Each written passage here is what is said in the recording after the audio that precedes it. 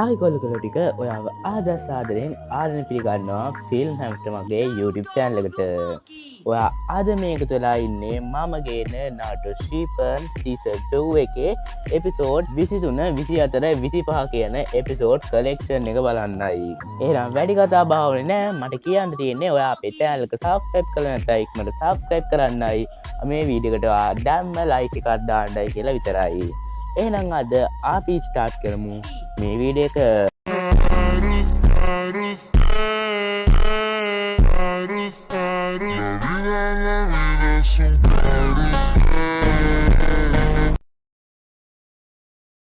අපිට පළවෙනි සීන් එකෙන්ම පෙන්නන්නේ අර යකඩ වැලි ජූසුව පාවිච්චි කරන අපේ සසොරිව.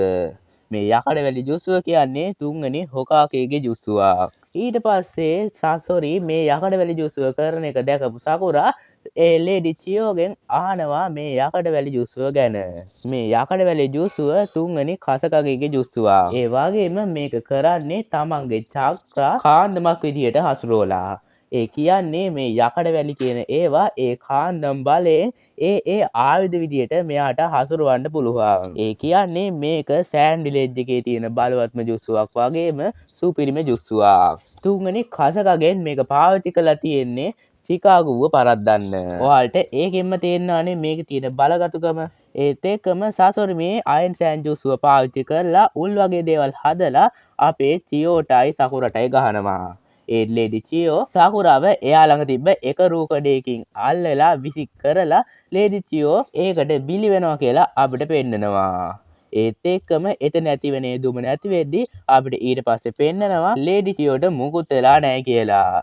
බලද්දි ලේඩි චියෝ සසොරි හදපු අර මදර් පපට් එක යූස් කරලා ඒක ටිකක් මොඩිෆයි කරලා ඒකට චක්‍ර ආවරණයක් දාලා. ඒකින් මේ වෙලාවේදී ලේඩි චියෝට එකෙන් බේරෙන්න පුළුවන් වෙනවා. මේක දැකලා නම් සසුරිටත් පුදුමයි. ඊට පස්සේ ලේඩි චියෝ එකපාරටම පුදුම වෙන්නේ එයාට ඒ රූකඩේ පාලනය කරන්න බැරුව යන හින්දායි.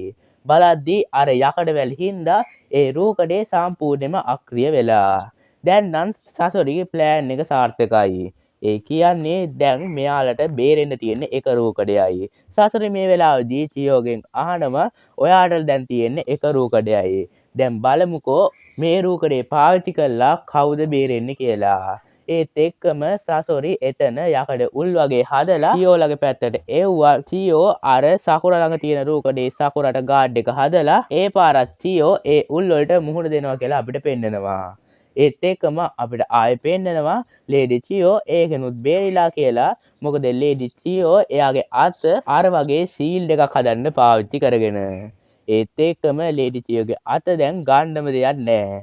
මොකද අර අයන් සෑන්ඩ් හින්දා ලේඩි චියෝටත් අර රූකඩේට වෙච්ච ඉරණමයි අත් වෙලා තියෙන්නේ. මේත් එක්කම චියෝට සසොරි ගැන පරණ වෙච්ච සිද්ධියක් මතක් වෙනවා. සසොරිව හම්බුනම කාලේ සසොරි එයාගේ අම්මයි තාත්තයි එක්ක සතුටින් තමයි ඉඳලා තියෙන්නේ. ඒත් එක මිෂන් එකකට ගියාට පස්සේ අපේ කාකාචිගේ තාත්තා ඒ කියන්නේ කොනහා වයිට් ෆැගන් අතින් ඒ දෙන්නම මිය යනවා. මේක දැනගත්ත චියෝත් ඒ වෙලාවේදී හොඳටම පුදුම වෙනවා. ඒ වගේම ඒ හින්දා සසොරිට තනියම තමයි හැදෙන්න වැඩෙන්න වෙලා තියෙන්නේ.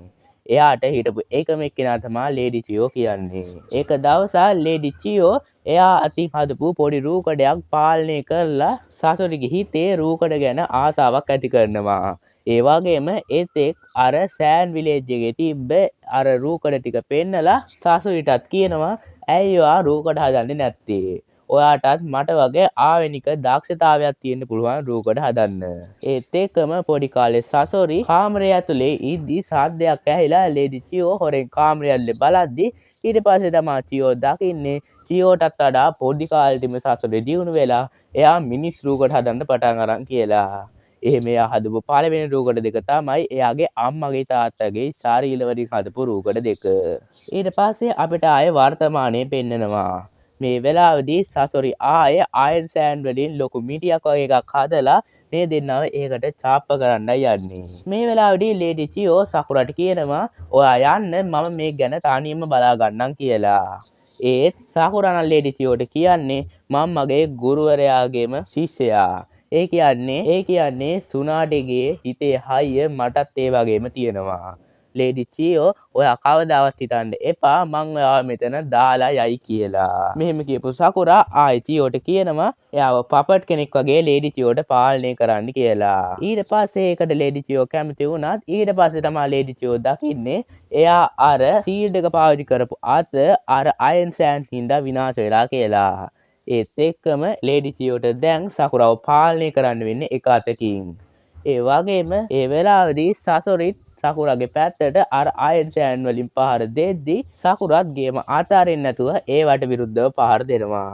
මෙතන ලොකු ෆයිට් එකක් ගිහින් ඒ ගල් ගුහාම විනාශ වෙද්දී මේ සීන් එක මෙතනින් ෂිෆ්ට් වෙනවා. ඒත් එක්කම අපිට ඊළඟ සීන් එකෙන් පෙන්වන්නේ අපේ නාටෝවයි කකසිවයි. මේ වෙලාවේදී කකසි හිමින් එන හින්දා නාටෝ කකසිට හොඳටම වයින්නවා. මේ වෙලාවේදී නාටෝ කකසින් අහන්නේ ඔයා ළඟ දැන්වත් හොඳ අදහසක් නැද්ද මුට වැඩේ දෙන්න කියලා. මේකට කකසි කියනවා මගේ හිතේ නම් දැන් ප්ලෑන් දෙක තුනක්ම තියෙනවා. හරි අවස්ථාව වෙනකන් එමු එතකොට ඒවා ක්‍රියාත්මක කරන්න කියලා.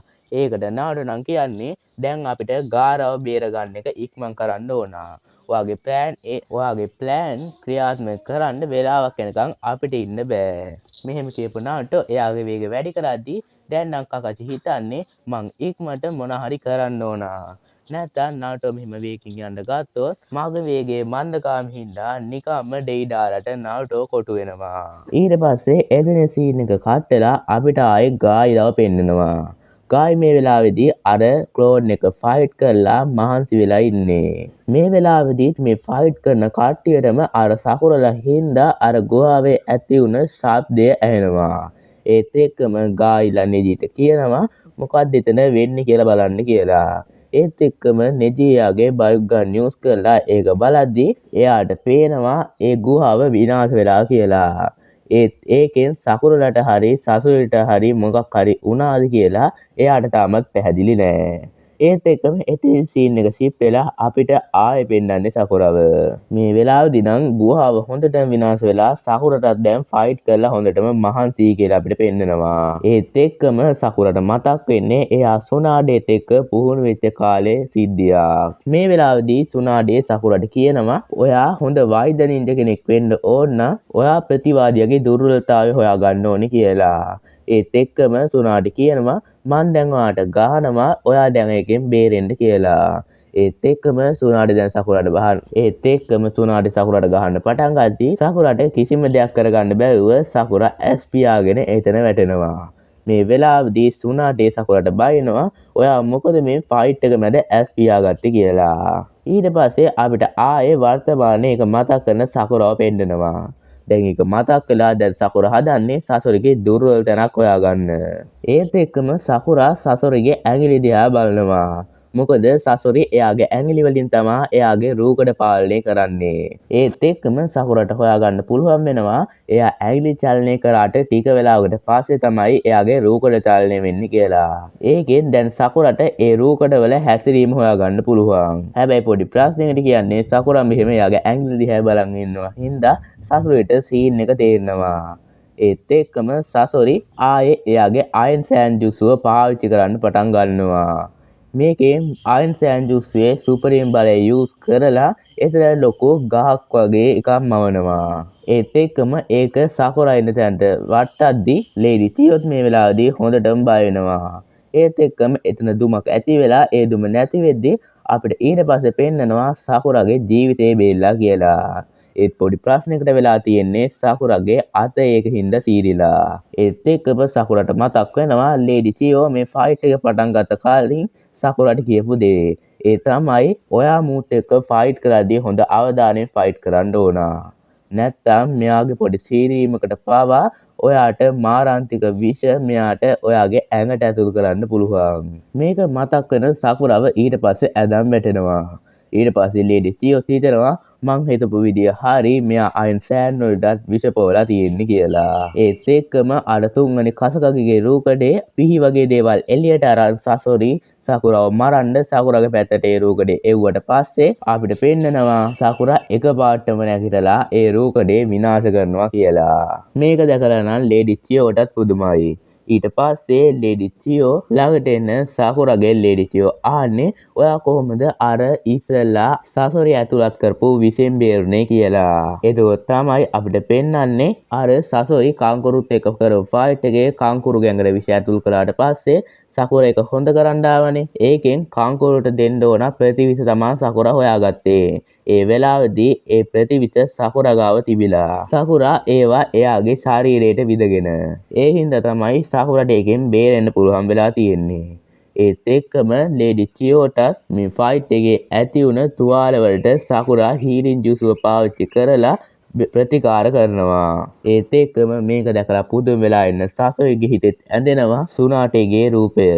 ඒත් එක්කම ඒ සීන් එක කට්ටලා අපිට ආයේ නාටලාව පෙන්නනවා. මේ වෙලාවේදී ඩෙයිඩාරා කකෂිට අර මකුලුවන්ගෙන් ඇටැක් කරනවා. ඒත් එක්කම ඒ මකුලුව ඇඟේ වැදිලා කකෂිට පුපුරලා යනවා කියලා අපිට පෙන්නනවා. මේක දැකලා නාටොත් බය වෙද්දී ඩෙයිඩාරා මේකට සතුටු වෙනවා. ඒත් එක්කම ඩෙයිඩාරා පිටිපස්ස බලද්දී අපිට කකෂිට මුකුත් වෙලා නැහැ. එයා හිටියටත් වඩා හොඳින් ඉන්නවා කියලා අපිට පෙන්නනවා. ඊට පස්සේ අපිට පෙන්නන්නේ කකෂි කොහොමද මේකෙන් බේරලා තියෙන්නේ කියලා. කකෂි මේ ඩෙයිඩාරා මෙහෙම වැඩක් එයාට කරයි කියලා කලින්ම දැනගෙන. ඒ හින්දා එයාගේ ආදේශන ජුස්තුවක් එයා වෙනුවට යවලා එයා ඊට යටින් ඇවිල්ලා. ඒත් එක්කම ආදේශන ජුස්තුව මකුල්ල හින්දා පිපිරිලා යද්දි එයා පොළොව යටින් ආදේශන ජුස්තුව හිටපු තැනට ඇවිල්ලා. ඒත් එක්කම එතන සීන් එක ෂිෆ්ට් වෙලා අපිට ආයෙ පෙන්නනවා සකුරලව. සසුරි නම් මේ වෙලාවේදී සකුරල ගැන ඉන්නේ පට්ට තරහින්. මොකද එයා කරපු කිසිම වැඩකින්වත් මේ සකුරාට කිසිම දෙයක් එයාට කරගන්න බැරුව ගියා. මේ වගේ පොඩි කෙල්ලෙක්ටත් පරාද වෙන එක ගැන සතුරේ නම් ඉන්නේ පට්ටම තරහින්.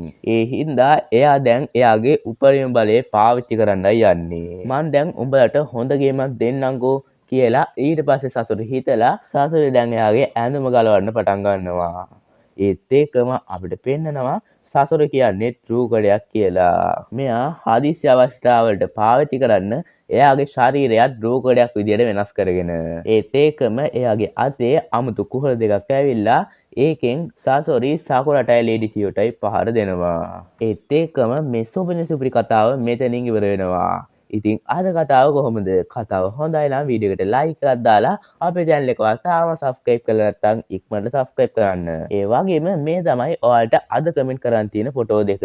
එහෙනම් මේකටත් කමෙන්ට් කරන්න කියලා මතක් කරනවා.